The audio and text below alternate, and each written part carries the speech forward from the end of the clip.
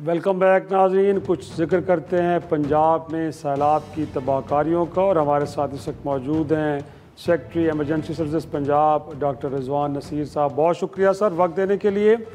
सब तो पहले तो ये जानना चाहेंगे सर कि इस वक्त जो डैमेजेस हैं उनकी क्या तफसीलात हैं, कितने लोग इसमें जान से गए, डिस्प्लेसमेंट बिलखसूस कितनी है, और एग्रीकल्चर पंजाब सूबा ही ज़री सूबा है एक तरह से, वहाँ पे एग्रीकल्चर लैंड को कितना नुकसान पहुँचा है सर, कुछ उस हवाले से तफसीलात कुछ बताइएगा। जी आई थिंक एक तो ये पहले चीज समझने की जरूरत है। आई थिंक ये जिस तरह का जो अभी फ्लड आया है, हमने नॉर्मली एक दरिया में होता था और मोस्टली वो इफेक्ट जिस तरह से आपने देखा इंडस में था 2010, उसके बाद 2 साल पहले सतलुज जो कि बिल्कुल इसमें वो एक्टिव उस तरह की नहीं होती थी फ्लडिंग, वहां पे भी फ्लड आया। और उसके बाद जो अभी ये जो इस बार हमने फिनोमेना देखा है ये अनप्रेसिडेंटेड है। 3 दरियाओं में बैक वक्त जो है वो सुपर फ्लड में चले जाना वो एक चैलेंज से कम नहीं था। यानी चनाब भी, रावी भी, सतलुज भी। रावी को तो भूल गए हुए थे, एक नाले की तरह लाहौर में चलता था।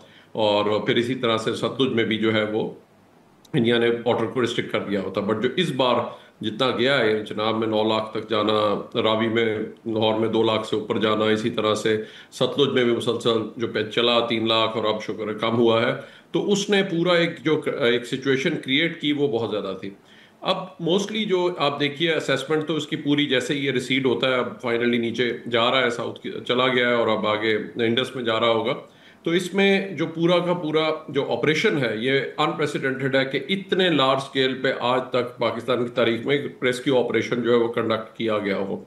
मैं अगर फिगर्स आपको दूं तो हमने 25 लाख लोगों को जो है वो इवैक्यूएट किया, और हमारा फोकस यही था कि टाइमली इवैक्यूएशन सेव्स लाइव्स। यानी जो रिवर के बेड में बैठे हैं, जिस दिन पहली मीटिंग हुई है, पहली वार्निंग आई है, उसी वक्त ही हमारी जो फ्लड की कैबिनेट कमेटी मीटिंग हुई उसमें एक चीज पे स्ट्रेस किया गया, हमने किया कि जी उनको रिवर बेड से जो है वो निकालना है। और उसकी वजह से 25 लाख से ज्यादा लोगों को निकाला गया। इसी तरह 20 लाख से ज्यादा जो एनिमल्स हैं उनको भी निकाला गया, कुछ जानवरों के बगैर वो नहीं जाते। उसके बावजूद कुछ लोग छुप के बैठ गए, कुछ जो थे वो डिटर्मेंट थे। जिस तरह अभी हम साउथ में खास तौर पे कि जी हमें पता है, आप हमें तंग ना करें, हमें पता है इतना पानी आएगा तो इतना हो जाएगा, उसके बाद इतना होगा तो हम उस वक्त निकलेंगे।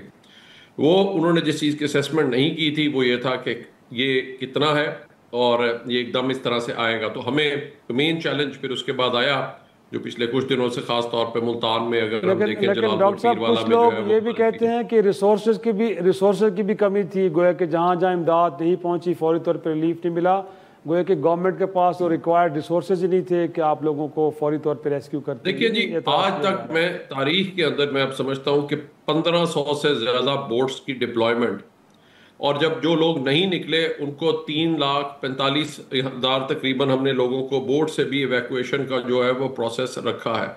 आप इससे अंदाजा कर लीजिए कि इतना बड़ा इस स्केल का ऑपरेशन डे एंड नाइट जिस तरीके से कंडक्ट किया, अल्लाह का शुक्र। जिस वक्त आपने 2005 जिस वक्त देखा था, हमारी तैयारी बाहर से टीमें आ रही थी। आज जो हमारी rescue double one double two की टीम है वो पहली अक़वाम मुत्तहिदा से सर्टिफाई होने वाली टीम है पूरे जनूबी एशिया के अंदर। आज उसकी वजह से जो कैपेसिटी हमारी बिल्ड हुई, हमने उसी से टर्की भी रिस्पॉन्ड किया। लेकिन इसमें देखिए कुछ अवाम का भी ताउन जो है बेहद जरूरी है दो चीज़ों पर। एक, अगर आप दरिया के बेड में बनाएंगे और उसके बाद एक्सपेक्ट करेंगे कि जी वहां पे फ्लड नहीं आएगा, हो सकता है दरिया 10 साल तक ना चले, लेकिन दरिया है, दरिया का रास्ता है। और जब भी इस किस्म के मैसिव फ्लड्स आते हैं और नया जो क्लाइमेट चेंज का एक फिनोमेना है उसमें ये हमारे लिए एक बहुत बड़ा चैलेंज रहेगा। दूसरी चीज, जब आपको एक वार्निंग दी जाती है और उस वक्त आप बर वक्त निकलते नहीं हैं, तो वो फिर आप अपनी जिंदगी को भी खतरे में डाल रहे हैं, साथ साथ आपके जो जानवर हैं जिनको लेके आपको निकल जाना चाहिए तो वो भी जो है आप खतरे में डाल रहे हैं। सो ये वाली सिचुएशन जो है ऑब्वियसली एक बहुत बड़ा चैलेंज है, और ऑब्वियस किसी का भी जो है वो यकीनन है। जो है लेकिन डॉक्टर ये साहब बहुत इसके बड़ी साथ जुड़ा एक इंपॉर्टेंट। सवाल मैं और भी करना चाहूँगा। इनफैक्ट अब ये डिज़ास्टर तो गुजर गया, बट बैक टू नॉर्मल होने में कितना वक्त लगेगा? लगता तो है कि अगले 3-4 माह के बाद ही लोग दोबारा अपनी पुरानी ज़िंदगी में बहाल हो पाएंगे। बट मोर इम्पॉर्टेंटली जो रिवर बेड्स को आप कह रहे हैं कि जो गोया के इंक्रोच हो गए थे, अब उस हवाले से भी कोई एक प्लान है कि उनको क्लियर रखा जाए और फ्यूचर में ऐसा ना हो, जो अब तक हो चुके हैं उनको भी ख़त्म किया जाए? उस हवाले से क्या इकदाम कर रही पंजाब गवर्नमेंट सर? वज़ीर आला पंजाब ने एक कमेटी बना दी है, तो उसमें जो है वो साथ ही जो है इस वक्त पूरा जो ऑपरेशन है उसकी साथ असेसमेंट करके, जो और डैमेज असेसमेंट भी जैसे ही पानी हटता है तो उसके बाद आपको क्लियर हो जाएगा कितने घर गिरे हुए हैं, कितनी फसलें जो है वो अफेक्टेड हैं। और इन चीज़ों के ऊपर जैसे ही असेसमेंट होती है और जो भी है उसको देखने के बाद एक मौसर हिकमत अमली के तहत, जहाँ पे हमने रिस्पॉन्स किया, आज कैपेसिटी को बहुत हद तक बेहतर किया है।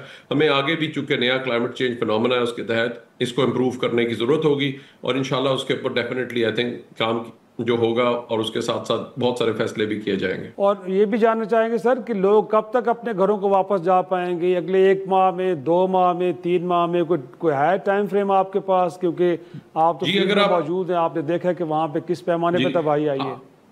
आप बेसिकली अगर देखें, आज से 2 हफ्ते पहले जो ये सिचुएशन डेवलप जिस दिन हुई, और उस दिन हमें वार्निंग ऊपर से इंडिया ने दी, और चनाब में उसने सबसे पहले किया, उसमें फिर रावी में आया, फिर सतलुज में भी साथ साथ चलता रहा।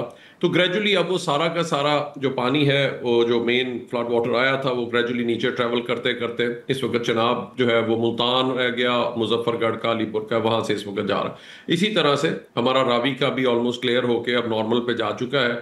टोबा टेक सिंह का भी वहां तक सारा क्लियर हो गया, उसमें जाके गया। उसके बाद सतलुज में भी जो है इस वक्त लोधरा का एरिया है, जो कि बिल्कुल साउथ में। तो उसके बाद अब जो है बहावलपुर से भी होते हुए वहां पे भी हम ईस्ट, और वहां से ये सारा का सारा अब आगे इंडस में चला जाएगा। इंडस की इतनी कैपेसिटी है कि वो इजीली अब्जॉर्ब कर सकता है। तो ऑलमोस्ट ये जैसे जैसे आपने देखा कि ऊपर के एरिया तकरीबन क्लियर होते जा रहे हैं। कुछ जगहों पे पॉन्डिंग का थोड़ा सा प्रॉब्लम रहेगा, जहाँ पे लो लाइंग एरियाज हैं, और बाकी जो है जो मोर और लेस ये सारा क्लियर होता जा रहा है। नाज़रीन, एक छोटा सा ब्रेक के बाद सियासतदान क्या सोच रहे हैं, और इस तरह के बहरानों से निपटने के लिए क्या वो पॉलिटिकल हार्मनी भी इस्टेब्लिश की जाएगी, जिस वक्त का तकाज़ा। छोटी सी ब्रेक के बाद डिस्कस करते हैं।